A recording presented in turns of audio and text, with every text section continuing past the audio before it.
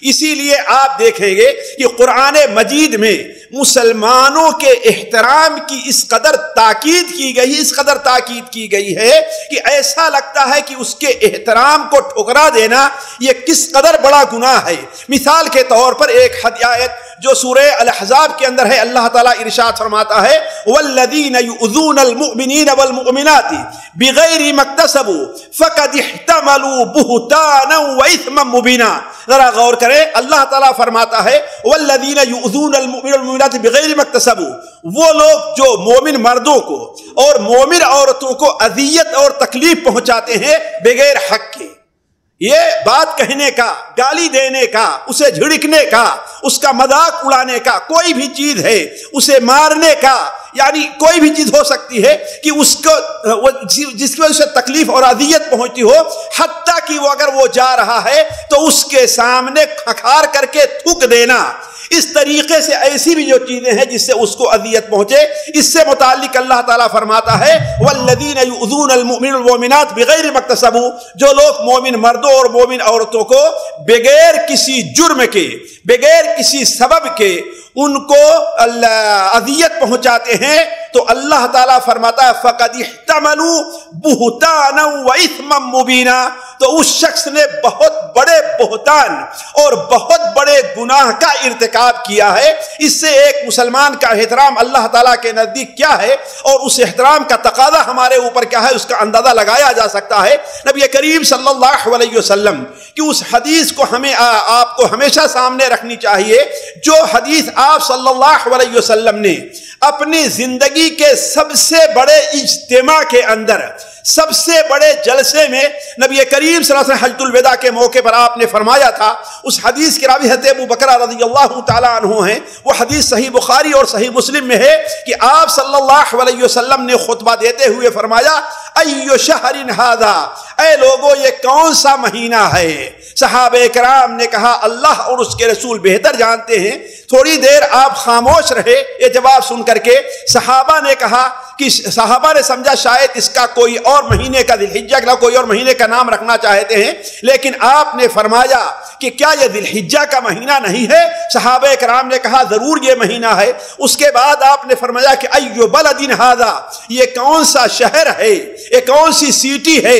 صحابہ کرام نے فرمایا، صحابہ کرام جواب دیا اللہ اور اس کے رسول بہتر جانتے ہیں۔ آپ صلی اللہ علیہ وسلم اس پر خاموش ہو گئے، حتیٰ کہ صحابہ نے سمجھا کہ شاید کوئی دوسرا نام دینا چاہتے ہیں۔ آپ نے فرمایا کیا یہ شہر مکہ اور بلد الامین نہیں ہے؟ صحابہ کرام نے کہا اے اللہ کے رسول صاحب یہی شہر ہے۔ اس کے بعد آپ نے ارشاد فرمایا کہ ایو یوم ھذا، یہ کون سا دن ہے؟ صحابہ کرام نے فرمایا اللہ اور اس کے رسول زیادہ جانتے ہیں۔ پھر آپ تھوڑی دیر خاموش رہے۔ اس کے بعد آپ صلی اللہ علیہ وسلم نے جو بیان فرمایا ہے وہ چیز ہمارے آپ کے لیے قابل لحاظ ہے۔ آپ نے فرمایا فإن دماءکم وأموالكم وأعراضكم فإن دماءكم وأموالكم وأعراضكم حرام عليكم كحرمة يومكم هذا كحرمة شهركم هذا كحرمة بلدكم هذا۔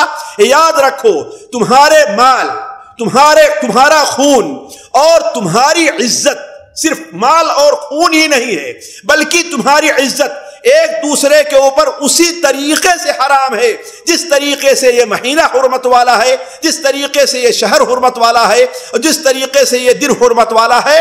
اس کے بعد مزید تاکید کرتے ہوئے آپ صلی اللہ علیہ وسلم نے ارشاد فرمایا کہ اے لوگو دیکھو ایک وقت آ رہا ہے کہ تمہاری ملاقات تمہارے رب سے ضرور ہوگی، یعنی تم میں سے ہر ایک کو مرنا ہے اور اللہ تعالیٰ کے سامنے حاضر ہونا ہے۔ وہاں اللہ تبارک و تعالیٰ تم سے ہر چیز کے بارے میں سوال کرے گا۔ تو دیکھ لو میں جو تم سے بات کہہ رہا ہوں اس کو اچھی طریقے سے یاد کر لو، میرے بعد تم لوگ گمراہ ہو کر کے، ناشکرے بن کر کے ایک دوسرے کی عزت کو لوٹنا اور ایک دوسرے کو گردن مارنا نہ شروع کرنا، اس لیے کہ اس سے متعلق اللہ تعالیٰ قیامت دن تم سے سوال کرے گا۔ پھر اس کے بعد آپ نے فرمایا کیا ہم نے یہ بات پہنچا دی؟ کیا ہم نے یہ بات تم تک پہنچا دی؟ کیا ہم نے یہ بات تمہیں بتلا دی؟ صحابہ کرام نے کہا اے اللہ کے رسول آپ نے ضرور بتلا دیا۔ پھر آپ آپ نے فرمایا اللہم اشہد اللہم اشہد اللہم اشہد، اے اللہ تو گواہ رہا کہ ہم نے یہ باتیں اپنی امت تک پہنچا دی ہے۔ علی کل حال ساتھیوں، کہنے کا مطلب یہ ہے کہ اللہ کے رسول صلی اللہ علیہ وسلم نے اس چیز کو بڑی اہمیت دی ہے کہ کسی مسلمان کی کے احترام کو پامال کیا جائے۔ اس سلسلے میں جو سب سے تنبیہ والی بلکہ سب سے خوفناک حدیث ہو سکتی ہے وہ سنن ترمذی کی وہ حدیث ہے جسے نافع حضرت عبداللہ ابن عمر رضی اللہ تعالیٰ عنہما سے نقل کرتے ہیں کہ اللہ کے رسول صلی اللہ علیہ وسلم نے ارشاد فرمایا، اے وہ لوگ جو بظاہر مسلمان ہوئے ہو لیکن اسلام ان کے دل تک داخل نہیں ہوا ہے۔ اس حدیث کی روشنی میں ہر انسان یہ فیصلہ کر سکتا ہے کہ آیا ہم حقیقت میں مسلمان ہیں یا ہم زبانی مسلمان ہیں۔ آپ نے فرمایا، اے وہ لوگو جو زبان سے اسلام کا دعویٰ کیا ہے لیکن ابھی اسلام ان کے دل میں داخل نہیں ہوا ہے، یاد کرو کہ لا تؤذوا المسلمین، مسلمانوں کو ایذا نہ پہنچاؤ اور نہ انہیں عیب دلاؤ اور نہ ان کے برائیوں کے پیچھے پڑو، اس لیے کہ جو شخص کسی مسلمان اپنے مسلمان بھائی کے برائی تلاش کرے گا، اس کے پیچھے پڑے گا، اللہ تبارک و تعالیٰ اسے اس کے گھر کے اندر رسوا کر دے گا۔ اور آگے نافع بیان کرتے ہیں کہ حضرت عبداللہ ابن عمر رضی اللہ تعالیٰ عنہ ایک بار خانہ کعبہ کا طواف کرتے تھے، انہوں نے خانہ کعبہ کی طرف اپنی نظر اٹھائی اور نظر اٹھانے کے بعد انہوں نے دیکھا ما اعظمک وعظم شانک، تو کتنا عظیم ہے اور تیری شان اللہ تعالیٰ کے نزدیک کتنی عظیم ہے، لیکن یاد رکھ ایک مسلمان کی عزت اللہ تعالیٰ کے نزدیک تجھ سے بھی، تیری حرمت سے بھی زیادہ عظیم ہے۔ کھانا اگرچہ ٹوٹا تو کیا جائے گا محرک، یہ قصر دل نہیں جو بنایا نہ جائے گا۔ تو کہنے کا مطلب یہ ہے ساتھیوں کہ ایک مسلمان کی عزت اور اس کا احترام اللہ تبارک و تعالیٰ کے نزدیک بہت عزیز ہے۔ سامعین کرام، ہمارے علمی اور عوامی دروس اور سوال و جواب کی مجلسوں سے آپ خود بھی مستفید ہوں اور اپنے دوست و احباب کے ساتھ بھی شیئر کریں۔ عین ممکن ہے کہ آپ کے شیئر سے کسی کی اصلاح اور آپ کے لیے صدقہ جاریہ بن جائے۔ واٹس ایپ پر اسلامک میسج حاصل کرنے کے لیے نمبر نوٹ فرمائیں: یعقوب عزیز 00966 5089 59707۔ واٹس ایپ سوال جو آپ گروپ میں ایڈ ہونے کے لیے نمبر نوٹ فرمائیں: عبدالسلام عمری 00966 502627 622۔